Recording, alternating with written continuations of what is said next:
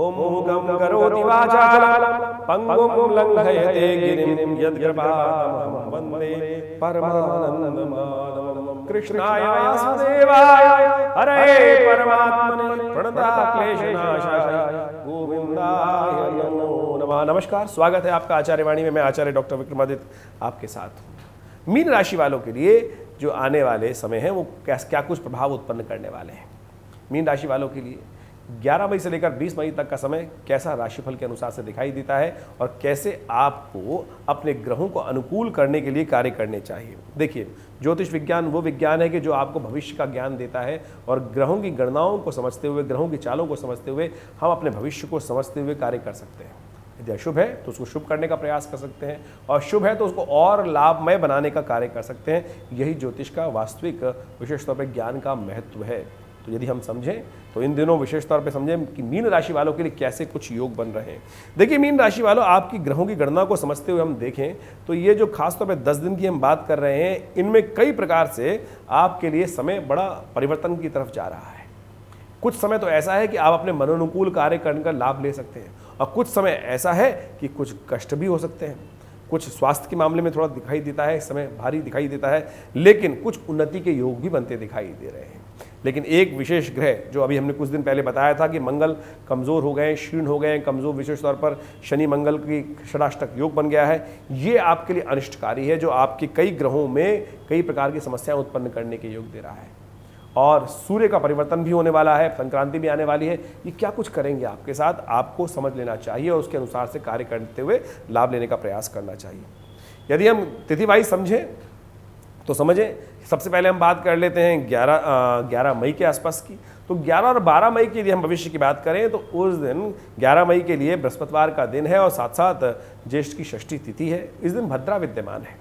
सुबह 11:28 से लेकर 22 के करीब 17 मिनट तक भद्रा रहेगी। तो नए कार्यों को आरंभ करने से पहले सोच लेना चाहिए और इस समय से बचना चाहिए। यदि बहुत ज़रूरी है तो उस मुहूर्त का लाभ लेते हुए 11:28 से पहले कार्य आरंभ करने का प्रयास करना चाहिए। ये आपके लिए अच्छा रहेगा। तो मीन राशि वालों, बुध उदय हो रहे हैं और बुध उदय होने से आपके लिए उन्नति के योग बन सकते हैं और बुध सही मार्ग में चल सकते हैं, जो धन लाभ होने के योग भी बना सकते हैं। बृहस्पति आपके लिए वैसे अनुकूल चल रहे हैं, जो आपके लिए धन अनुकूल लाभ देने के योग बनाएंगे। खासतौर पर आपके लिए समय अच्छा रहेगा और साथ साथ 11 और 12 तारीख के लिए ग्रहों का इसी प्रकार का योग बना हुआ है। 12 तारीख को एक बात समझें कि विशेष तौर पे कालाष्टमी है। उस दिन भगवान शिव को भी प्रसन्न करने का आपको प्रयास करना चाहिए। ग्रह विशेष तौर पे उसी प्रकार के योग बना रहे हैं तो लाभ की स्थिति बनी हुई है। क्रय विक्रय में वृद्धि होने के योग दिखाई देते हैं। बुध के उदय होने से कोई सही मार्ग आपको प्रशस्त हो सकता है। और साथ साथ एक बात का ध्यान रखिएगा, इन दोनों दिनों में खासतौर पर एक बात बड़ा अच्छी रहेगी कि आप यदि मन में पॉजिटिविटी रखेंगे तो बहुत बढ़िया तरह से उन्नति होने के योग बनेंगे। इसलिए अपने मन में पॉजिटिव रखते हुए काम करने का प्रयास करें। नेगेटिव बात आए तो कोई बात नहीं, बोले कोई बात नहीं, देख लेंगे। मन में कोई, यानी काम करने से पहले ही मन में शंका उत्पन्न हो जाती है ना। जैसे हमने खाना खाया, खाना खाने से पहले सोचा पता नहीं मेरे स्वास्थ्य को ठीक करेगा या खराब करेगा, तो फिर वो विकार ही उत्पन्न करेगा। इस वक्त ग्रह योग ऐसे दिखाई दे रहे हैं। तो इसलिए प्रसन्न रहिए, आनंदित रहिए, विश्वासपूर्ण कार्य करें तो बिल्कुल आप अपने कार्यों को सही रूप से कर सकते हैं। लेकिन इस वक्त ग्रहों की ऐसा योग बन रहा है कि धीरे धीरे उन्नति का मार्ग है, तो धीरे धीरे आपके समस्त कार्य सिद्ध होने के योग बन पाएंगे। वहीं 13 मई की हम बात करें तो उस दिन ग्रहों का परिवर्तन हो रहा है। चंद्रमा परिवर्तित होकर शनि के साथ जा रहे हैं आपके 12वें भाव में। ये स्वास्थ्य के मामले में थोड़ा कष्ट देने के योग दे सकते हैं। तो मीन राशि वालों, इस वक्त थोड़ा सा ध्यान रखने की ज़रूरत है। इस दिन शनिवार है और साथ साथ नौमी क्षय हो गई है, तो एक बात का ध्यान रखिएगा। क्षय तिथि में बहुत सारे नए कार्य आरंभ नहीं करने चाहिए। ये थोड़ा योग कष्टमय होता है, तो इस बात का ध्यान रखते हुए इस दिन उड़द की दाल का दान करें और थोड़ा सा शरीर का ध्यान रखते हुए कार्य करें। थोड़ा सा दिन वीक दिखाई देता है आपके लिए। यदि 14 तारीख की हम बात करें, रविवार है और उस दिन विशेष तौर पर ग्रहों का योगायोग जैसे पहले बना हुआ था वैसे ही दिखाई दे रहा है। थोड़ा सा स्लो रहेगा दिन और थोड़ा सा आलस ज़्यादा विद्यमान हो सकता है। वैसे ही शनि मंगल जो है आपकी राशि के अनुसार से पंचम में चल रहे हैं और बुद्धि में थोड़ी जड़ता देने के योग दे रहे हैं। थोड़ा सा कोशिश करें, आशीर्वाद लेकर उपयुक्त व्यक्तियों की सलाह लेते हुए कार्य करने का प्रयास करें, वो आपके लिए अच्छा रहेगा। वहीं हम बात करें 15 तारीख की, तो 15 तारीख का ग्रह बहुत ही परिवर्तन का समय दिखाई दे रहा है। सूर्य परिवर्तन की तरफ जा रहे हैं, तो मीन राशि वालों के लिए विशेष तौर पर यदि समझें तो आपके पराक्रम भाव में सूर्य जाके योग बनाएंगे। साथ साथ बुध भी मार्गी हो रहे हैं और चंद्रमा भी परिवर्तन का योग बना रहे हैं, जो आपकी लग्न राशि में आ रहे हैं। ये ग्रह आपके लिए अनुकूल रहेगा। लेकिन हिम्मत की तो आवश्यकता अभी भी है। आपकी हिम्मत टूटती दिखाई दे रही है और वो गलत तरफ, एक बात का ध्यान रखिएगा कि यदि एडिक्शन की तरफ, किसी भी प्रकार के आलस की तरफ जाएंगे या खासतौर पर आपका डिप्रेशन भी ले जा सकता है मंगल। हार को बर्दाश्त करने का प्रयास करें। कई बार दिन अच्छा होता है लेकिन फिर भी समय अनुकूल है, मन की बात सुनकर कार्य करेंगे और थोड़ा सा पॉजिटिव रहते हुए कार्य करेंगे तो बिल्कुल अच्छा समय रहेगा, लाभ के योग बन सकते हैं। इस दिन सोमवार है और विशेष तौर पर एकादशी है। चावल का दान करिए, दूध का दान करिए, भगवान विष्णु का आशीर्वाद लीजिए। अपरा एकादशी है और समस्त कष्टों को दूर करने के लिए कोशिश करें इस दिन व्रत अवश्य करें। जो अप्राकृतिक चीज़ें उनको से दूर रहने का प्रयास करें और विशेष तौर पर थोड़ा मौन व्रत करना आपके लिए बहुत शुभ रहेगा। 15 तारीख की हम बात करें तो ये विशेष दिन विशेष तौर पर ग्रहों का योगायोग आपके लिए बड़ा अनुकूल रहेगा। जो हमने आपको समझाया उसके अनुसार से कार्य करें क्योंकि सूर्य परिवर्तन की तरफ जा रहे हैं, ये भी आपके लिए अच्छे रहेंगे तो इसका लाभ आपको मिलता दिखाई दे रहा है। वहीं 16 मई की हम यदि बात करें तो विशेष तौर पर ग्रहों का बड़ा ही शुभ योग बन रहा है। हमने कार्यक्रम के आरंभ में बताया था कि शनि मंगल का षडाष्टक योग चल रहा है और मीन राशि वालों को समझ लेना चाहिए कि ये षडाष्टक योग जो है वो आपकी उन्नति में बाधा उत्पन्न कर सकता है, हिम्मत तोड़ सकता है, बुद्धि में जड़ता ला सकता है और ये 50 दिन तक का योग है जो शनि मंगल की जड़ता। इसके ठीक करने के लिए एक सुंदर सूत्र है, मंगल को प्रसन्न करने के लिए हनुमान जी को कब की आराधना करनी चाहिए। और इस दिन जब हम बात करें 16 तारीख की तो इस दिन विशेष तौर पर एक बड़ा सुंदर योग बन रहा है, ये है बुढ़वा मंगल का। हनुमान जी को प्रसन्न करने का प्रयास कीजिए।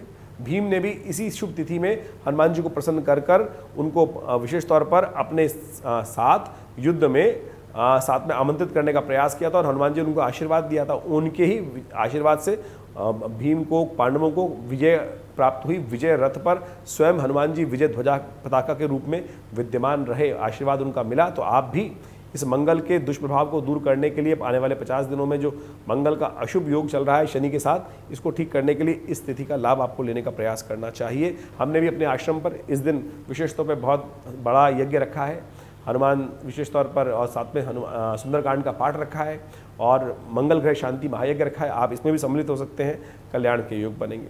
अब हम बात कर लेते हैं 17 और 18 मई की। विशेष तौर पर ये ग्रहों का बड़ा सुंदर योग है 17 और 18 मई का। इस दिन यदि बात करें तो गजकेसरी योग विद्यमान हो जाएगा आपकी राशि के अनुसार से और मीन राशि वालों आपको विशेष तौर पे इसका लाभ लेने का प्रयास करना चाहिए। ये ग्रह ऐसा है कि इसके द्वारा आपके बहुत सारे अपने आप भाग्य से कुछ ना कुछ रास्ता प्राप्त होने के योग बन जाएंगे। क्रय विक्रय की स्थिति बढ़ सकती है, कुछ आमदनी का रास्ता प्राप्त हो सकता है और धन के मार्ग में कुछ सुगमता प्राप्त हो सकती है और आपके रुके हुए पैसे प्राप्त होने के योग बन सकते हैं। इस दिन विशेष तौर पर एक और सुंदर योग बन रहा है। यदि हम बात करें 17 की तो खासतौर पर एक बड़ा सुंदर योग है। उस दिन प्रदोष है, बुध प्रदोष पड़ रहा है और साथ में शिवरात्रि भी पड़ गई है। तो मीन राशि वालों अपने समस्त कष्टों को दूर करने के लिए शाम को प्रदोष काल में भगवान शिव का अभिषेक इच्छु रस से करने का प्रयास कीजिए। और क्योंकि ग्रहों का जो मंगल का प्रभाव बड़ा विचित्र है तो ऐसे में गुड़ के रस से भगवान का अभिषेक करना बड़ा कल्याणकारी रहेगा। गुड़ मिला के पानी के अंदर और फिर भगवान का अभिषेक कीजिए या इच्छु रस से अभिषेक कर लीजिए, ये बहुत सुंदर योग बनाएगा। और गुड़ से बने हुए पकवान भगवान को अर्पित करना भी बड़ा कल्याणकारी रहेगा। देखिए जो बुध प्रदोष होता है वो बहुत सारे कष्टों को दूर करता है, व्यवसायिक कष्टों को दूर करने के योग देता है। तो व्यवसाय में, कार्य धंधे में, बुद्धि में, मैनेजिंग कैपेसिटी को इंप्रूव करने के लिए इस योग का आपको अवश्य लाभ लेते हुए कार्य करने का प्रयास करना चाहिए। वहीं यदि 19 तारीख की बात करें तो 19 तारीख को ग्रहों की गणना बड़ी शुभ बन रही है और उस दिन शनि जयंती है। तो मीन राशि वालों आपका शनि महाराज 11वें भाव में बैठा हुआ है और 11वें भाव में प्रोग्रेस को थोड़ा स्लो कर दिया है उन्होंने और ये 2 वर्ष तक यहीं रहेंगे शनि महाराज। ऐसे में आपको इनको ठीक करने के लिए इस दिन खास लाभ ले लेना चाहिए। और क्योंकि शनि जयंती है उस दिन, वट सावित्री व्रत है, अमावस्या है, तो आप ज्येष्ठ मास की अमावस्या जो है, तो मीन राशि वालों विशेष तौर पर आप हनुमान जी को प्रसन्न करने का प्रयास करें। हमने भी विवेकानंद योगाश्रम में दिल्ली में हनुमान चालीसा के 100 पाठ रखे हैं इस दिन और साथ साथ शनि ग्रह शांति महायज्ञ का सुंदर आयोजन किया है। तो इसका लाभ अवश्य लेने का प्रयास करें। हनुमान जी को प्रसन्न कर कर आप शनि के तमाम दोष दूर कर सकते हैं। आपको याद होगा लंका दहन के समय में वो कथा आती है कि जब लंका का दहन हुआ तो शनि भी वहाँ से दासत्व से मुक्त हुए रावण के और फिर उन्होंने आशीर्वाद दिया था कि जो आपका भक्त रहेगा उसको कभी कष्ट नहीं दोगा। तो इसलिए हनुमान जी के भक्त बने। हनुमान चालीसा में कहा गया है, जो शतबार पाठ पढ़ जोई छूटे बंद महासुख होई। इसी सूत्र को समझते हुए हमने हनुमान चालीसा के सुंदर 100 पाठों का शनि जयंती के दिन अवसर का लाभ लेते हुए रखा है कार्यक्रम। तो आप अवश्य इसमें सम्मिलित हों और साथ साथ शनि के विभिन्न चमत्कारी मंत्रों से यज्ञ होगा और साथ साथ पिप्पलाद ऋषि की कथा जो है, जो भविष्य पुराण में वर्णित है, उसका महात्म्य बताया जाएगा। कहा जाता है कि उस कथा को सुन लेने मात्र से शनि के तमाम दोष दूर हो जाते हैं। तो आप अवश्य इस यज्ञ में सम्मिलित हों, कल्याण के योग बनेंगे। तो इस सब चीज़ का लाभ लेते हुए आपको अवश्य राशिफल के अनुसार से कैसा रहेगा समय वो ज्ञान हुआ और इसका लाभ लें। धन्यवाद।